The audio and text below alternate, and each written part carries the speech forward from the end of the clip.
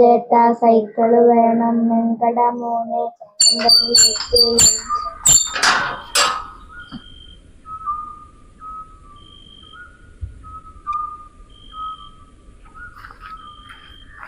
മക്കളെ ഇവിടെ വേറെ ആരുമില്ലേ? ആ ഉണ്ട് അമ്മ. ഇതാ ഒരു അങ്കിള് വന്നിട്ടാ. ഓ കറണ്ട് ബില്ല്. അതന്നെ, കറണ്ട് ബില്ല് അടിച്ചിട്ടില്ല. ആ മറന്നുപോയി ഏട്ടാ. ഞാൻ ഇപ്പൊ വന്ന തന്നെ നിങ്ങൾ ഫീസ് ഊരാൻ വേണ്ടിയാ. അയ്യോ അങ്ങനെ പറയല്ല, ഞാൻ 2 ദിവസത്തിനുള്ളിൽ അടച്ചോളാം ഏട്ടാ. ഞാനിപ്പോ തൽക്കാലം ഊരാ, നിങ്ങൾ അടച്ചിട്ട് വന്ന ഫീസ് എടുത്തിട്ടോ. അല്ല അങ്കിള്, നമ്മളിപ്പോ പഠിക്കേണ്ട സമയമാണോ അതോ കളിക്കേണ്ട സമയമാണോ? ഇപ്പൊ നിങ്ങൾക്ക് വേണമെങ്കിൽ കളിക്കാം.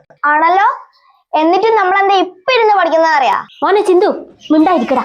പിന്നെ പറയണ്ടേ. എന്താ മോനെ കാര്യം? രാത്രി പഠിക്കാൻ ബുക്ക് എടുത്ത് വെച്ച അന്നേരം കണ്ടു.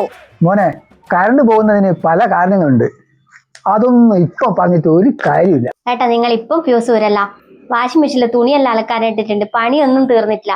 ഞാൻ എന്ത് പറയാനാ, നിങ്ങൾ എത്രയും പെട്ടെന്ന് ആ പൈസ കൊണ്ട് അടക്ക്, എന്റെ പണി പോകുന്ന കേസാ. ആയിക്കോട്ടെ ഏട്ടാ, ഞാൻ എത്രയും പെട്ടെന്ന് അടച്ചോളാം. എന്നാ ശരി, എത്രയും പെട്ടെന്ന് അടച്ചേക്കണേ. ആ അടച്ചോളാം. ഇത് AK താമറിന്റെ വീടല്ലേ? ആ അതെല്ലോ.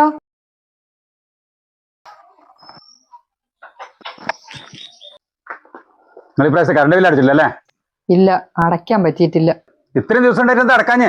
കയ്യിൽ ഒരു പൈസ ഇല്ലായിരുന്നു, അതുകൊണ്ട് അടയ്ക്കാത്ത. അതൊന്നും അനക്കറണ്ട, ഞാൻ ഫ്യൂസ് വരാൻ വന്നാൽ ഞാൻ ഊരിയിട്ടുണ്ട്. നിങ്ങൾ അങ്ങനെ പറയല്ലോ സാറേ. നിങ്ങൾ ആദ്യം വന്ന് ബില്ലടക്ക്, എന്നിട്ട് പിന്നെ ഫീസ് ഇട്ട് തരാം. നിങ്ങളൊക്കെ മനുഷ്യൻ തന്നെയാണോ? പൈസ കയ്യിൽ വെച്ചിട്ട് അടയ്ക്കാത്തതല്ല. പൈസ ഇല്ലായിട്ട് കുറെ സമയം വീട് അന്വേഷിച്ച് നടക്കാൻ തുടങ്ങിയിട്ട് മനുഷ്യനെ അനക്കെടുത്താൻ. അല്ല സാറേ, ഇത് നിങ്ങളെ ഡ്യൂട്ടീന്റെ ഭാഗമല്ലേ? അതൊന്നും അനക്കറണ്ട. ഈ തട്ടിക്കരാൻ സാമർത്ഥ്യോ ബില്ലടക്കുന്നേ കാണിച്ചെങ്കിലോ ഇങ്ങനെ സംഭവിക്കായിരുന്നോ?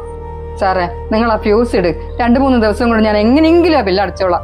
പറ്റില്ല എന്ന് പറഞ്ഞില്ലേ? നിങ്ങൾ എന്താ ചെയ്തോ? മനുഷ്യത്തെന്ന് പറഞ്ഞ സാധനം വേണം കേട്ടാ. നിങ്ങൾ വന്നപ്പോ തൊട്ട് കുണുകുണാന്ന് പറയാൻ തുടങ്ങിയതാണല്ലോ, മൂലക്കുഴി പൊട്ടിയിട്ടുണ്ടാ?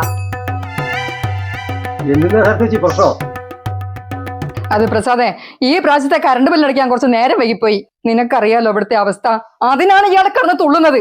എനിക്ക് മനുഷ്യൻ നോക്കിയൊന്നും ചെയ്യാൻ പറ്റില്ല. എന്റെ മുകളിലുള്ള ഉദ്യോഗസ്ഥൻ പറഞ്ഞ് ഞാൻ ഉത്തരം പറയണം. കേട്ടോ, ഒന്ന് ഇങ്ങോട്ട് വരുമോ? എന്താ കാര്യം? ഒരു കാര്യം പറയട്ടെ, ബാട്ടാ ചേച്ചി ഇപ്പം വരെ കേട്ടോ. ബാ, എനക്കൊന്നും കേൾക്കണ്ട, എനിക്ക് പോകാൻ തിരക്കുണ്ട്. കേട്ടാ പോലെ കാര്യം പറയട്ടാ. അവര് പറഞ്ഞത് സത്യം തന്നെ കേട്ടാ. പൈസ ഇല്ലായിട്ട് തന്നെ അവർ നടക്കാത്തത്.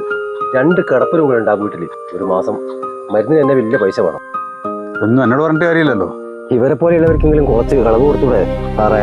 കൂടുതലൊന്നും എനിക്ക് പറയാനില്ല. അവരോട് ഇന്ന് തന്നെ പോയിട്ട് പൈസ അടക്കാണ്ട് പറയാം. ഈ അവസ്ഥ നാളെ നിങ്ങൾക്കും വരാട്ടാ.